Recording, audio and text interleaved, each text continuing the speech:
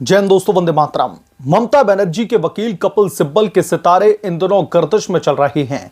ममता बनर्जी के केस को लेकर के सुप्रीम कोर्ट में सुनवाई के बाद में कुछ ऐसे अहम और जरूरी बिंदु निकल करके सामने आए हैं जिन्हें आपके बीच में मैं साझा करने से खुद को रोक नहीं पाया, क्योंकि कोर्ट ने ममता बनर्जी की तो हेकड़ी निकाली ही, इसके साथ साथ कपिल सिब्बल को भी लपेटे में ले लिया। कपिल सिब्बल ने अपनी चालाकी भरी कानूनी दलीलों का इस्तेमाल करके ममता बनर्जी को दोस्तों बचाने की कोशिश तो की, लेकिन कोर्ट ने कपिल सिब्बल को ही खरी खोटी सुना डाली।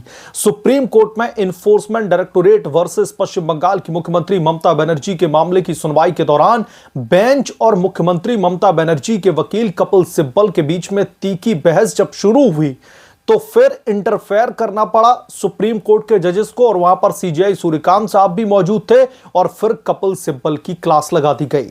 जब जस्टिस प्रशांत कुमार मिश्रा और जस्टिस एनवी अंजरिया की बेंच ने पूछा कि इन्फोर्समेंट डायरेक्टोरेट मुख्यमंत्री के खिलाफ में उनके नेतृत्व वाली राज्य सरकार के समक्ष शिकायत कैसे दर्ज करवा सकते हैं, जब मुख्यमंत्री ममता बनर्जी खुद ईडी के खिलाफ में, तो वो कैसे शिकायत लेकर के जाएंगे। इस पर कपिल सिब्बल ने कहा कि बेंच पहले से ही दोषी जो है मान करके चल रही है ममता बनर्जी को। उन्होंने कहा कि यह मत कहिए कि ये एक तथ्य है, ये सिर्फ एक आरोप है। उन्होंने आगे कहा कि आरोपों की अभी जांच होना बाकी है। बेंच ने दोस्तों फिर स्पष्ट किया कि वो कुछ भी मान करके नहीं चल रहे, बल्कि पीठ ने आगे ये भी कह दिया कि ये एक गंभीर आरोप है और हर आरोप कुछ तथ्यों पर आधारित ही होता है। अगर तथ्य नहीं है तो फिर जांच की कोई जरूरत ही नहीं पड़ती, और जब कोई तथ्य ही नहीं होगा तो फिर किसी के ऊपर आरोप कैसे लगाए जाएंगे। इसलिए वो सीबीआई से जांच कराने की मांग कर रहे हैं। इसके बाद में दोस्तों कपिल सिब्बल ने बेंच से नाराज ना होने का आग्रह किया कि जज साहब आप नाराज मत होइए। अदालत ने स्पष्ट किया कि सवाल पूछने का मतलब यह नहीं कि बेंच नाराज है। पीठ ने कपिल सिब्बल से कहा कि यह कहकर के हमें नाराज ना करें कि हम गुस्से में हैं। इसके बाद में दोस्तों सुप्रीम कोर्ट की जो कार्रवाई है वो सुचारू रूप से चलती रही।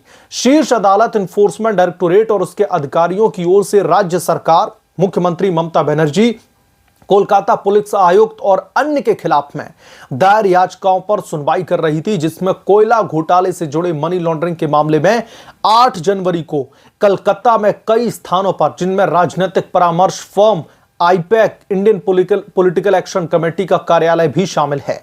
छापेमारी के दौरान दोस्तों ईडी की स्पेशल टीम के जो अधिकारी थे उनको कथित तौर पर बाधा पहुंचाने के आरोप में सीबीआई जांच की मांग की गई थी।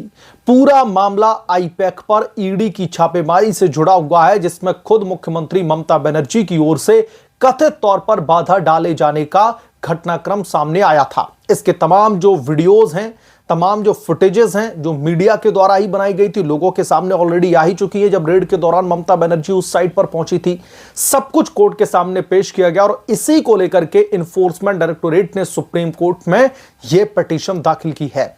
इसकी स्वीकार्यता पर आपत्ति जताने को लेकर पश्चिम बंगाल की सरकार से पूछताछ की गई और जांच एजेंसी से जुड़े अधिकारियों के मौलिक अधिकारों के बारे में भी सवाल किए गए। शीर्ष अदालत ने टिप्पणी की कि ईडी के कुछ अधिकारियों ने अपनी व्यक्तिगत क्षमता में याचिकाएं दायर करके यह जानने का आग्रह किया है कि क्या वो केवल एजेंसी के अधिकारी होने के कारण भारत के नागरिक नहीं रह जाते। उनके खिलाफ में कोई भी आकर के, भले ही चाहे वो मुख्यमंत्री बना रहे, संविधान से तो बढ़कर कोई भी नहीं है, कानून से तो बढ़कर कोई भी नहीं है, तो क्या एक मुख्यमंत्री के पद पर बैठा शख्स उनके खिलाफ में जाकर इस तरीके की हरकत करेगा। पश्चिम बंगाल सरकार ने ईडी की उस याचिका की स्वीकार्यता पर सवाल खड़े किए हैं जिसमें आरोप लगाया गया है कि 8 जनवरी को कोलकाता में जो आईपैक है, जो पॉलिटिकल कंसल्टेंसी फर्म है ममता बनर्जी की, उसके ऑफिस की यानी कि दफ्तर की तलाशी के दौरान ममता बनर्जी और राज्य के अन्य अधिकारियों ने बाधा डाली थी। यह छापेमारी धन शोधन जांच के सिलसिले में की गई थी और जस्टिस प्रशांत कुमार मिश्रा और जस्टिस एनवी अंजरिया की पीठ से वरिष्ठ अधिवक्ता कपिल सिब्बल ने कहा कि संविधान के अनुच्छेद 32 के तहत अदालत में याचिका दायर करने वाले व्यक्ति को यह स्पष्ट रूप से बताना होगा कि उसके किस मौलिक अधिकार का उल्लंघन हुआ है। न्यायमूर्ति प्रशांत कुमार मिश्रा ने टिप्पणी की कि कृपया ईडी के उन अधिकारियों के मौलिक अधिकारों पर ध्यान केंद्रित करें जिनके साथ में अपराध किया गया है। और कपिल सिब्बल साहब तो जाने माने वकील हैं, बहुत पढ़े लिखे वकील हैं, तो क्या उन्हें यह पता नहीं था कि ईडी के अधिकारियों के कौन से मौलिक अधिकारों का उल्लंघन हुआ है। यदि आप केवल ईडी की रट लगा करके बैठे रहेंगे, ईडी पर ही ध्यान केंद्रित करते रहेंगे, ये कोर्ट ने कहा है बाकायदा, और उस अपराध के शिकार हुए व्यक्तिगत जो अधिकारी हैं उनके द्वारा दायर दूसरी याचिका को भूल जाते हैं, तो आप मुख्य मुद्दे से भटक सकते हैं और आपको कठिनाई का सामना भी करना पड़ेगा। यह सुप्रीम कोर्ट ने खरे खरे शब्दों में कपिल सिब्बल को सुनाया है। सिब्बल ने दलील दी कि याचिका दायर करने वाले व्यक्ति यानी कि जो उपनिदेशक हैं रॉबिन बंसल, उन्होंने किसी भी मौलिक अधिकार के उल्लंघन का दावा ही नहीं किया। इतना ही नहीं, यदि उन्हें कोई भी मौलिक अधिकार प्राप्त है तो याचिका में यह बताना आवश्यक है कि किस मौलिक अधिकार का उल्लंघन हुआ है। इस विशेष मामले में एनफोर्समेंट डायरेक्टोरेट एक व्यक्ति भी नहीं है। सिब्बल ने कहा कि किसी भी वैधानिक कर्तव्य के पालन में कोई भी बाधा डालना मौलिक अधिकार का उल्लंघन नहीं हो सकता। यदि कोई भी व्यक्ति किसी पुलिस अधिकारी के कार्य में बाधा डालता है तो वह अनुच्छेद 32 के तहत याचिका दायर नहीं कर सकता। यह धारा 226 के तहत भी याचिका दायर नहीं की जा सकती। उसके कार्यों के निर्वहन के अधिकार का उल्लंघन करने और बाधा डालने के लिए अभियोग चलाया जाएगा। यह कपिल सिब्बल की तरफ से तमाम सारी दलीलें पेश की गई कि इन्फोर्समेंट डायरेक्टोरेट के जो अधिकारी हैं उनका जो मौलिक अधिकार हैं उनका उल्लंघन कैसे हो गया।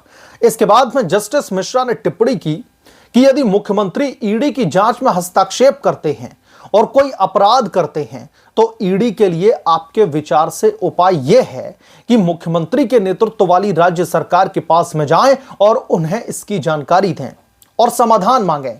यानी कि जो राजा खुद ही दोषी बना बैठा हो, जिसने खुद ही इस तरीके की हरकत की है जो संविधान के सीधे तौर पर खिलाफ है, उससे जाकर के समाधान मांगे, उससे न्याय मांगे।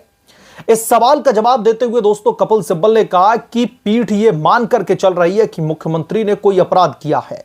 कपिल सिब्बल ने आगे कहा कि यदि ईडी मनी लॉन्ड्रिंग के केस में जो जांच कर रही है और अधिकारियों के संज्ञान में कोई अन्य अपराध आया है तो पीएमएलए की धारा 66 के मुताबिक इस मामले में संबंधित एजेंसी की ओर से राज्य सरकार को सूचित किया जाना चाहिए। इसके बाद में न्यायमूर्ति मिश्रा ने कहा कि हम कुछ भी अनुमान नहीं लगा रहे हैं, ये आरोप हैं। जस्टिस मिश्रा ने आगे कहा कि हमें गलत न समझे, हर आरोप कुछ तथ्यों के आधार पर ही लगाया जाता है। अगर तथ्य ही नहीं है तो फिर जांच की कोई जरूरत ही नहीं है, ये केस ही नहीं चलेगा।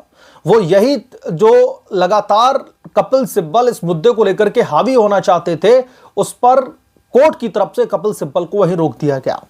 ये यही तो चाहते हैं कि सीबीआई जांच करे। मुख्यमंत्री की ओर से पेश हुए वरिष्ठ अधिवक्ता कल्याण बनर्जी ने कहा कि सीबीआई जांच के लिए राज्य सरकार को सहमति देनी होती है और संवैधानिक न्यायालय के पास में इन तमाम अन्य मामलों में यह शक्ति है और सुनवाई के जो है बाद में कोर्ट अपना फैसला सुनाए। सुनवाई फिलहाल बेनतीजा रही और यह अब 14 अप्रैल को जारी रहेगी। 14 अप्रैल को एक बार फिर से जो है कोर्ट में यूं कह लीजिए कि पश्चिम बंगाल की राजनीति को लेकर के मजमा लगेगा। पश्चिम बंगाल में जो कुछ भी हुआ, आईपैक के दफ्तर में एनफोर्समेंट डायरेक्टोरेट की रेड को लेकर के जो भी मुख्यमंत्री ममता बनर्जी की तरफ से हरकत की गई, इस पर अब 14 अप्रैल को सुनवाई होगी और उसके बाद में सुप्रीम कोर्ट यह तय करेगा कि ममता बनर्जी के खिलाफ में और वो तमाम पुलिस अधिकारी जिन्होंने ममता बनर्जी का साथ दिया है, और ममता बनर्जी कह रही है कि मैं तो पार्टी की चेयरपर्सन के तौर पर गई थी, इनके खिलाफ में सीबीआई जांच चले या फिर ना चले, यह सब कुछ अब 14 अप्रैल को सुप्रीम कोर्ट की सुनवाई में तय किया जाएगा और सुप्रीम कोर्ट की तरफ से कोई बड़ा आदेश आ सकता है। लेकिन यकीन मानिए कि 14 अप्रैल का जो फैसला है, जो 14 अप्रैल को सुनवाई होने वाली है, वो ममता बनर्जी के खिलाफ में ही उसका फैसला आएगा, क्योंकि इसकी वजह साफ है। पूरी की पूरी सुनवाई के दौरान ममता बनर्जी के खिलाफ में, कपिल सिब्बल के खिलाफ में ये पूरे के पूरे जो तथ्य हैं वो सुप्रीम कोर्ट ने देखे हैं और सुप्रीम कोर्ट ने कपिल सिब्बल को, ममता बनर्जी को, उनकी पुलिस को गंभीर रूप से फटकार भी लगाई है। तो ऐसे में ममता बनर्जी के खिलाफ में बहुत बड़ी कार्रवाई का आदेश भी दिया जा सकता है। बहरहाल इस मामले को लेकर के आपकी क्या राय है, आपका क्या पॉइंट ऑफ व्यू है, जो भी आपकी राय है हमें कमेंट करके जरूर बताएं। जल्द मिलूंगा किस दूसरे बड़े अपडेट के साथ में, तब तक के लिए धन्यवाद। अगर आप लोग चैनल पर नए हैं तो प्लीज चैनल को सब्सक्राइब करें, साइड बने बेल आइकन को जरूर प्रेस करें ताकि जब भी मैं कोई बड़ी खबर लेकर के आऊं तो इसकी जानकारी सबसे पहले आपको मिले।